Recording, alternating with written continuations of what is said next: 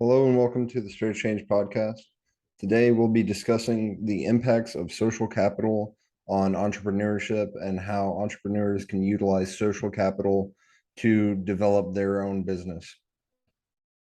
What is social capital? Social capital basically entails a majority of what builds your network and therefore your net worth, whether that would be diversity, just building your network out from people that you already know, whether it's your family and friends, or whether that is going to conferences and networking events and building a solid community around yourself that way and gaining access to knowledge that you otherwise wouldn't have.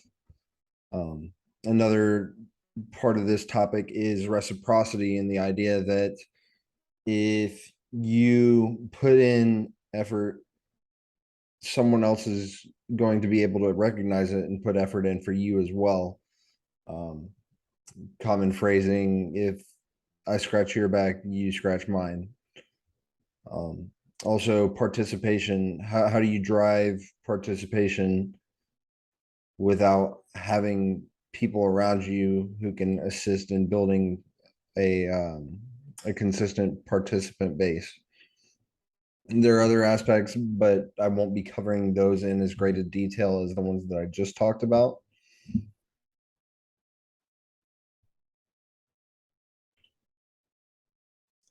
So, on a path from having never considered entrepreneurship, you could remain not interested or you could move forward. Where I believe I am in the journey from never considering entrepreneurship all the way to being an established entrepreneur, I would say I'm very pre-establishment stage.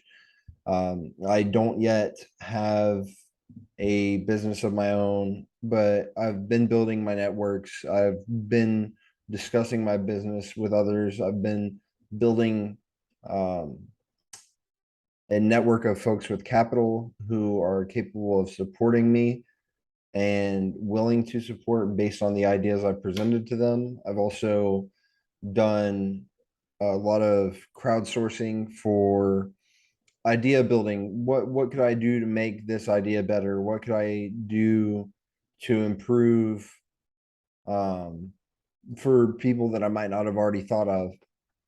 And I think that's huge in the idea of entrepreneurs often get in their own head and think, okay, this is what I see as the best business practice, rather than thinking outside the box and going to an event and saying, hey, these are some ideas I have. What do you all think of them? One of the key tenets that we talked about earlier, diversity. So, from a perspective of entrepreneurship and business, and speaking into what would a more diverse group think? Um, and there's two ways to do this. I'll provide resources that I've been viewing as well as my own perspective. Um, so you can group randomly and you'll probably get pretty close to the average population in your area. Um, but you can also focus the way that you group um, your network, whether it's homogeneous or heterogeneous. These terms, it basically just means utilizing the characteristics of the folks around you, whether they're um, more experienced in dealing with a certain customer base, and it could be anything from certain races, certain religions, and having those aspects and inputs can definitely improve the way that you interact as an entrepreneur with others, whether they're other businesses or other people. Um, but there's also a lot of things that can be said for homogenous grouping and building a network of people who specialize in one thing or another. Um, just beyond that, I think that it's very important to do both. um, build diverse groups in efforts to understand things that you might not have exposure to, and also build groups that are not as um, spread apart so that there's a focus on one specific thing or another. So reciprocity, that's a topic we covered. I apologize for this very blurry graphic, but the idea of indirect reciprocity is something that I didn't necessarily cover. Indirect reciprocity in a company or a business landscape would typically involve um, someone who's building a team and putting in effort, maybe not for the person that they're directly receiving what they want from. So maybe they're doing it for no reward initially, and then someone notices that they're supporting another member of the team, and that gets back around to the person who's putting all this work in. And that reciprocity hits from a separate level than where they were pushing their efforts.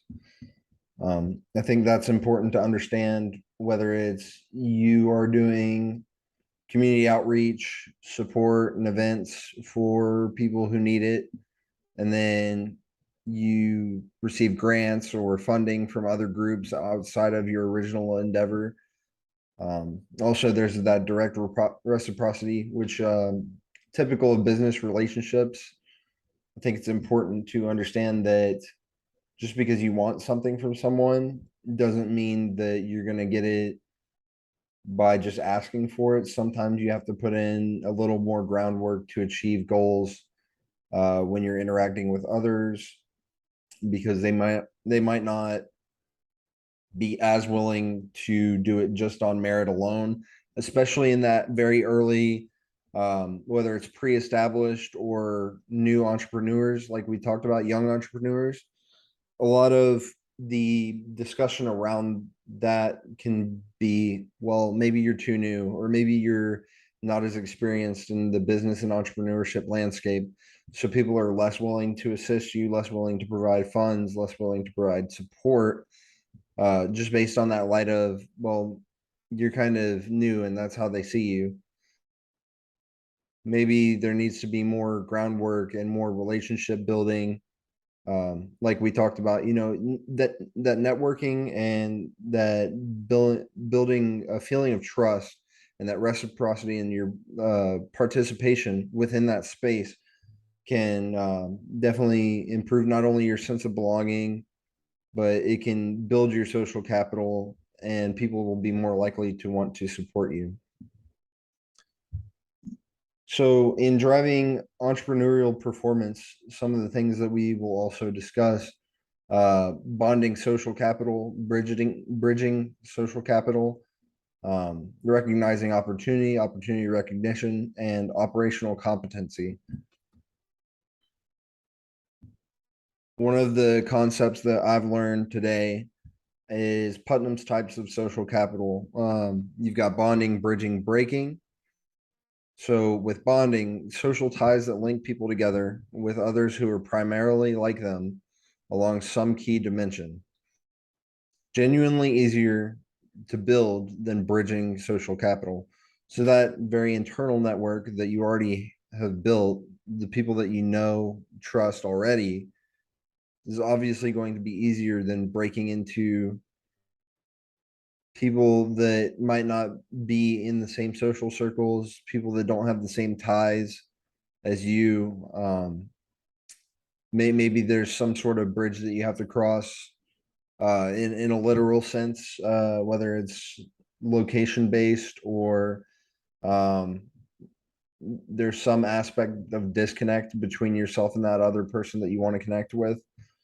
That's where bridging comes into play. So, bridging is social ties that link people together with others across a cleavage that typically divides society.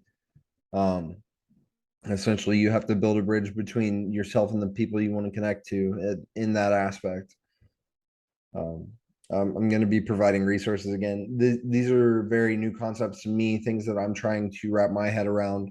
But I think it's important to at least discuss from an aspect of, you're a young entrepreneur, or you're building the framework to establish yourself as an entrepreneur. And maybe you're not aware of some concepts that could assist in that. Lastly, we have breaking. Breaking is social ties among an exclusive group who explicitly push away from other groups who are seen as dangerous or a threat. If someone sees you as a threat, they're not going to want to associate with you in a business sense.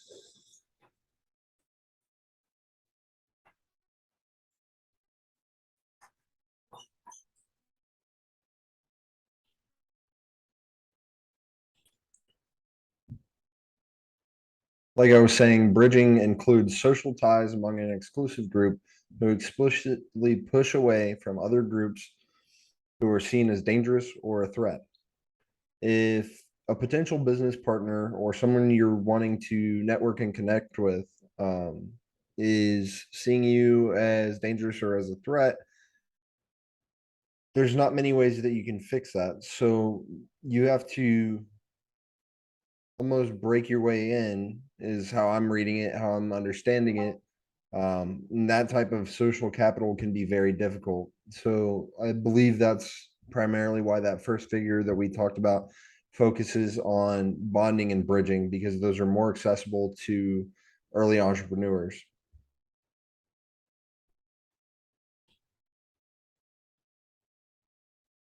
So, all in all, what did we cover? We talked about building social capital as an entrepreneur and how you can start early and eventually build your way up as an entrepreneur through networking, whether it's bonding and bridging, um, or bonding or bridging. I think there's plenty of opportunity in building your network, both with people like-minded and similar background, and also people with different thought patterns and different backgrounds.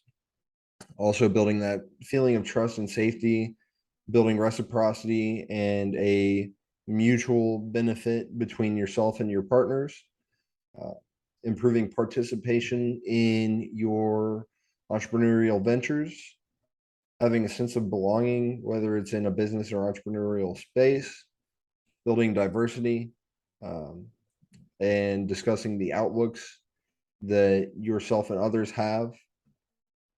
Didn't really cover citizen power. Not sure on the meaning on that one. Kind of put this together really quickly, but I'm sure if anyone has any comments, discussions, ways that I can improve this topic, I will love to hear that and I will implement it in future episodes.